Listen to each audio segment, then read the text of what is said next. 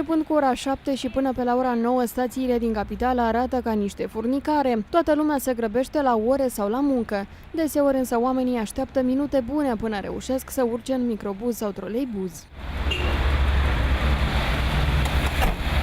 Erau prea mulți oameni. Transportul, pur și simplu, e abominabil, e plin în fiecare zi. E imposibil de urcat. Întârziat la serviciu, la universitate, la școli, oriunde. Oi, dar ce nu vedeți ce se face?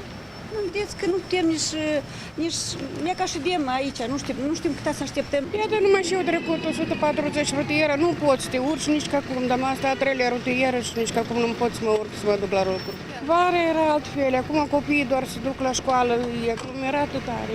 Сейчас, в принципе, ухудшится, потому что вот я как раз езжу в такое время, что едут дети. Ca să nu întârzie la serviciu sau să nu circule înghesuiți, oamenii schimbă uneori mai multe mijloace de transport. Locuitorii capitalei își imaginează cu greu ce se va întâmpla atunci când microbuzele vor circula doar pe la periferii. Trebuie să mergi cu 3 transporte, de unde atâția bani? Nu suntem pensionieri, un ceas de vreme trebuie să mergem. Nu se poate ca să le scoată, dar eu numai cu rutieră pot să mă duc.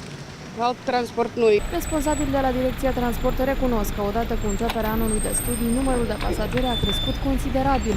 Ei spun că monitorizează în fiecare dimineață fluxul de pasageri în punctele principale ale capitalei și oricum nu au de gând să renunțe la modificarea itinerarelor microbuzelor. Avem probleme și la Ciocana, și în sectorul Rășcani, și în toate sectoarele, dar în gura de vârf așa este. La sfârșitul lunii iulie, primăria a anunțat că din 25 august va modifica itinerarul mai multor rute de microbuz care dublează troleibuzele și autobuzele.